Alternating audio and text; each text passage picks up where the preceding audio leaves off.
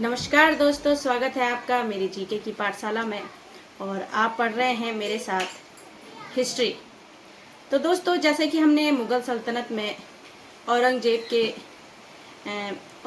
तक पढ़ लिया है और उन्हीं में से क्वेश्चन भी आते हैं। बाबर से लेकर औरंगजेब तक जो इम्पोर्टेंट क्वेश्चन होते हैं वहीं से आते हैं और उन्हीं क्वेश्चंस की सीरीज़ आज मैं आपके लिए लाई हूँ और देखते हैं आपके लिए कितने इम्पोर्टेंट साबित होते हैं।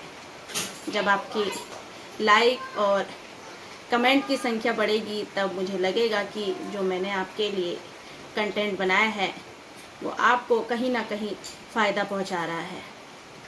तो दोस्तों, रोज़ की तरह हम अपनी क्लास शुरू करने से पहले एक सुविचार सुनते हैं, मोटिवेशनल कोट सुनते हैं, जिससे हमें एनर्जी मिलती है और पढ़ाई करने के लिए। तो दोस्तों, आज की मोटिवेशनल कोट है कि भगवान आपको आशीर्वाद देने के साथ चुनौतियां देकर परखता भी है। होता है ना, हमारे जीवन में परेशानियां आती हैं, कठिनाइयां आती हैं, तो हमें आशीर्वाद भी देते हैं कि हमें उन समस्याओं से निपटने के लिए हमें साहस देते हैं, ताकत देते हैं भगवान। ठीक है, तभी तो हम उन समस्याओं से निपट पाते हैं और वही समस्याएं हमें और मजबूत करती हैं, अनुभव देती हैं।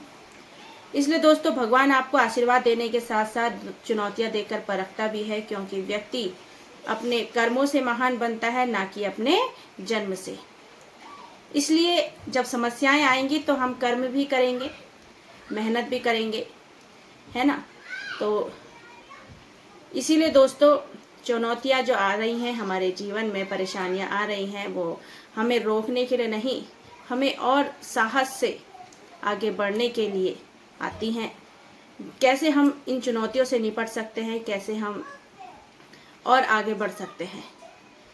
जैसे कि मैंने आपको मोटिवेशनल कोट में भी सुनाया था कि एक जो तितली थी, तो जब वह तितली बन रही थी तो प्यूपा के अंदर होती है वो, और तब वह संघर्ष करती है बाहर आने के लिए। लेकिन एक जो लड़का होता है वह लगातार उसे देख रहा होता है कि ये तो बहुत परेशानी में है, संघर्ष कर रही है, लेकिन फिर भी नाकामयाब हो रही है। तो उस लड़के ने क्या करा, उस प्यूपा में से उस तितली को बाहर निकाल दिया और वह तितली तुरंत ही मर गई।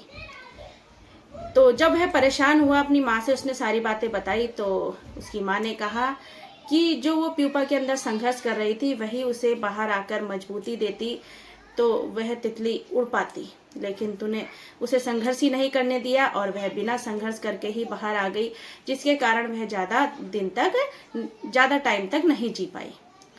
तो यही कहानी दोस्तों हर एक इंसान के लिए फॉलो होती है। जो संघर्ष हमने करना है अपने जीवन में, परेशानियों से निपटना है, वही हमें और मजबूती देता है।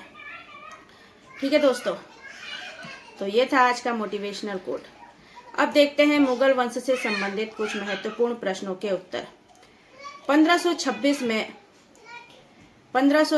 में बाबर ने किस वंश को हराकर मुगल साम्राज्य की स्थापना की?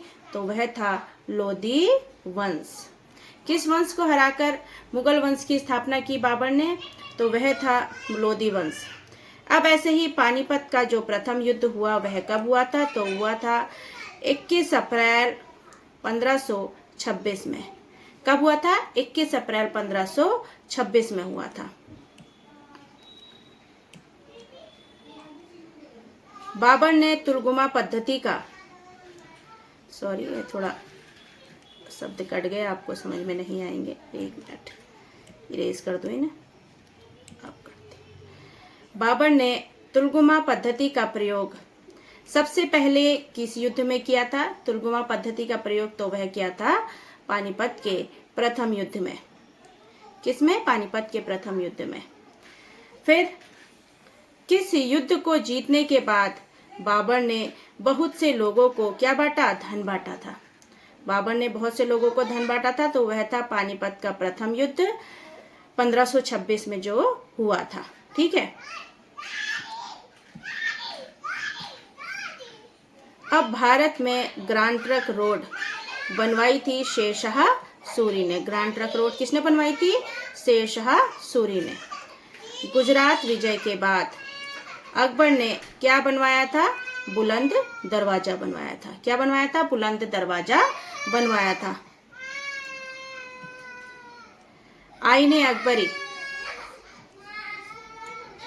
आईने अकबरी जो एक महान कृति है, यह लिखी गई है अबुल फजल के द्वारा। किसके द्वारा लिखी गई है? अबुल फजल के द्वारा। आईने अकबरी जो एक महान कृति है, तो यह किसके द्वारा लिखी गई है? अबुल फजल के द्वारा लिखी गई है। अब पानीपत की जो दूसरी लड़ाई होती है, और वह होती है 5 अप्रैल 1556 ईस्वी में, और अकबर और हेमू के बीच ये लड़ाई होती है। पानीपत की दूसरी लड़ाई होती है। दीन ए इलाही नया धर्म शुरू किया था अकबर ने। किसने शुरू किया था? अकबर ने शुरू किया था। अब मुस्लिम शासिका जो चांद बीबी हैं, जो चांद बीबी है मुस्लिम शासिका, उन्होंने बरार को अकबर को सौंप दिया। और चांद बीबी जो थी वो किस राज्य की शासिका थी? तो वह अहमदनगर की शासिका थी। मुस्लिम शासिका चांद बीबी जिन्होंने बरार को अकबर को सौंप दिया, तो चांद बीबी कहाँ की शासिका थी? तो वह अहमदनगर की शासिका थी। फिर मुगल प्रशासन में मनसबदारी जो प्रणाली शुरू की थी, वो किसने शुरू की थी? अकबर ने शुरू की थी मनसबदारी प्रणाली। महान संगीतज्ञ तानसेन किसके दरबार के नवरत्न थे? अकबर के। जो तानसेन थे वो किसके दरबार के नवरत्न थे? अकबर के। मुगल काल की जो राजभाषा थी वो कौन सी थी? फारसी थी। बताया मैंने आपको बहुत बार, मुगल काल की राजभाषा कौन सी है? फारसी है। किस शासक ने सती प्रथा को क्या कहा? उसे भर्त्सना की, मतलब उसकी बुराई की, तो वह थे अकबर। अकबर ने सती प्रथा को बंद करने का प्रयास किया था। आप मुझे कमेंट बॉक्स में बताएंगे कि सती प्रथा जो है उस पर और किस किस ने अपना योगदान दिया उस सती प्रथा को रोकने के लिए। ठीक है, कमेंट बॉक्स पे लिख के जरूर बताइएगा। अगर आप सीरियसली पढ़ाई कर रहे हैं तो आप जरूर बताएंगे। ठीक है। ऐसा युद्ध जिसके बाद मुगल राजा की नींव पड़ी थी, वह था पानीपत का प्रथम युद्ध। देखिए कितने क्वेश्चन एक ही शब्द से बन सकते हैं। पानीपत का प्रथम युद्ध।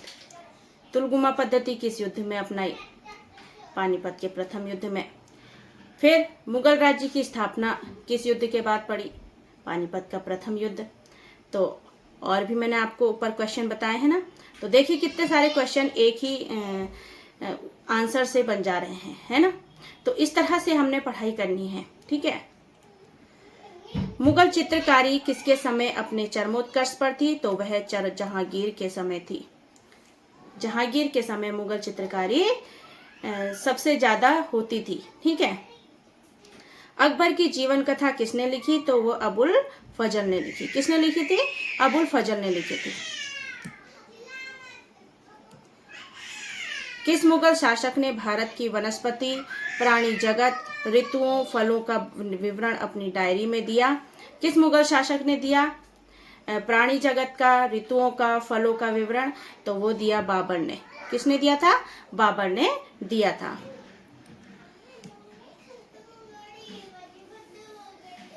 थोड़ी सी आवाज आ रही होगी आपको बच्चों की, तो उसे आप ना सुन के सिर्फ अपने काम पर अपनी पढ़ाई पर ध्यान दीजिएगा। अब घर में बच्चों की तो थोड़ी आवाज़ आएगी ही, तो थोड़ा आपको डिस्टर्ब लग रहा होगा, लेकिन वो तो हर घर में होता है ना। तो हर काम हमें महिलाओं को देखना पड़ता है। एक तरफ बच्चों को भी देखेंगे और एक तरफ अपना काम भी करेंगे, तो थोड़ा सा आप सपोर्ट कीजिएगा मेरा। ठीक है। शेरशाह की महानता दिखाई देती है प्रशासनिक सुधारों में। किसमें? प्रशासनिक सुधारों में शेरशाह की जो महानता दिखाई देती है। तो ऐसा पूछ लेंगे कि शेरशाह ने किन कार्यों में अपना योगदान दिया, तो आप प्रशासनिक सुधार कहेंगे। शेरशाह की जो महानता दिखाई देती है वो प्रशासनिक सुधारों में दिखाई देती है। ठीक है। हुमायूंनामा किसके द्वारा लिखी गई? गुलबदन बेगम के द्वारा लिखी गई। किसके द्वारा लिखी गई? गुलबदन बेगम के द्वारा लिखी गई। ठीक है।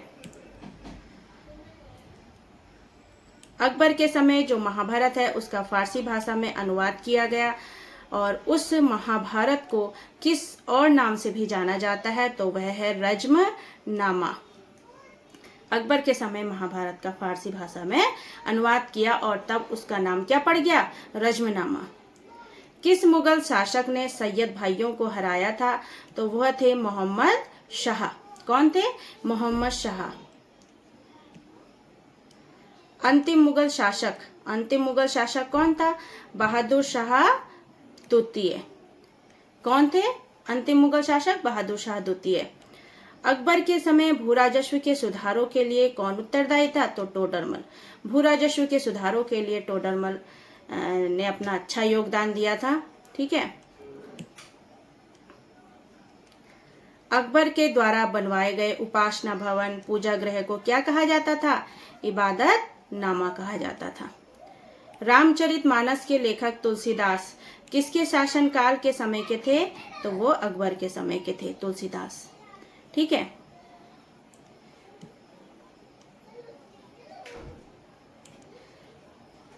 किस युद्ध में बाबर ने जिहाद का नारा दिया, तमगा को समाप्त किया और युद्ध जीतने के बाद गाजी की उपाधि ली? तो वो था खानवा का युद्ध। जिहाद का नारा दिया, तमगा को भी समाप्त किया और युद्ध जीतने के बाद गाजी की भी उपाधि ली, तो खानवा के युद्ध के बाद ली। मुबैयान नामक पद्य शैली के जन्मदाता कौन है? तो वह बाबर हैं और उन्होंने अपनी आत्मकथा तुजुके बाबरी लिखी और यह किस भाषा में लिखी थी? तुर्की भाषा में लिखी थी। किस भाषा में लिखी थी? तुर्की भाषा में लिखी थी। तो मुबैयान नामक बाबर ने पद्य शैली भी बनाई थी, मुबैयान नामक। फिर इन्होंने तुजुके बाबरी भी लिखी अपनी आत्मकथा और फिर उसके बाद जो ये तुजुके बाबरी है इसे किस भाषा में लिखी थी? तुर्की भाषा में लिखी थी। बाबर जो थे मूल रूप से रहने वाले थे वो फरगना के रहने वाले थे। ठीक है। मुगल राजाओं को भिखारियों और बर्बरों का राजा बताया। किसने बताया? बर्नियर ने बताया। किसने बताया? बर्नियर ने मुगल राजाओं को भिखारियों और बर्बरों का राजा बताया था। औरंगजेब ने किस सिख गुरु को इस्लाम धर्म स्वीकार न करने पर मार डाला? तो वह थे सिखों के 9वें गुरु, गुरु तेग बहादुर। सिखों के 9वें गुरु, गुरु तेग बहादुर। किस मुगल शासक की मां एक कछवाहा राजकुमारी थी और आमेर के राजपूत शासक की पुत्री थी? तो वो जहांगीर की मां थी। जहांगीर की माता थी कौन? एक जो कछवाहा की राजकुमारी थी, जो जहांगीर की माता थी ना, तो वो कछवाहा की राजकुमारी थी और आमेर के राजपूत शासक की पुत्री थी।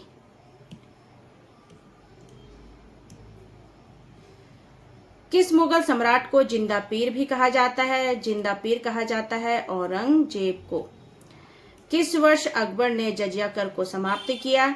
तो वह समाप्त किया था 1564 में।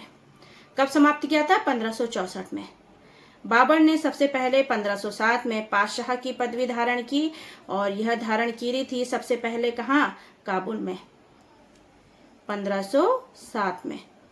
कब की थी? 1507 में काबुल में इन्होंने पातशाह की उपाधि धारण की थी। हुमायूं ने चुनार दुर्ग पर प्रथम बार आक्रमण किया, तो वह किया था 1532 ईस्वी में। चुनार दुर्ग पर इन्होंने आक्रमण किया था। 17 मई 1540 में कन्नौज के पास युद्ध हुआ था शेरशाह एवं हुमायूं का। कन्नौज का युद्ध कब हुआ था? 17 मई 1540 ईस्वी में। कब हुआ था? 17 मई 1540 ईस्वी में। ठीक है। पूर्वी बंगाल से लेकर पेशावर तक सड़क ए आजम बनवाई थी और यह किसने बनवाई? सड़क ए आजम शेरशाह सूरी ने। किसने बनवाई थी? शेरशाह सूरी ने। किसे अकबर ने स्वयं मारा था? तो वह थे आदम खान कौन थे? आदम खान थे। हल्दी घाटी का युद्ध, हल्दी घाटी का युद्ध जो 1576 में हुआ था, उसमें महाराणा प्रताप की सेना के जो सेनापति थे वह कौन थे? हकीम खान। हल्दी घाटी का युद्ध कब हुआ था? 1576 में हुआ था, और उसमें महाराणा प्रताप की जो सेना के सेनापति थे वो कौन थे? हकीम खान। तो ये थे हमारे दोस्तों आज के क्वेश्चन, और उम्मीद है आपको पसंद आए होंगे।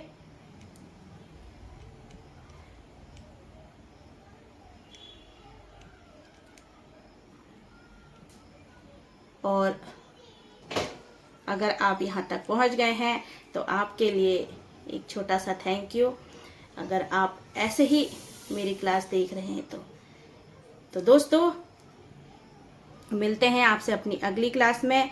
तब तक के लिए अपना ध्यान रखें, स्वस्थ रहें, खुश रहें, और थैंक यू।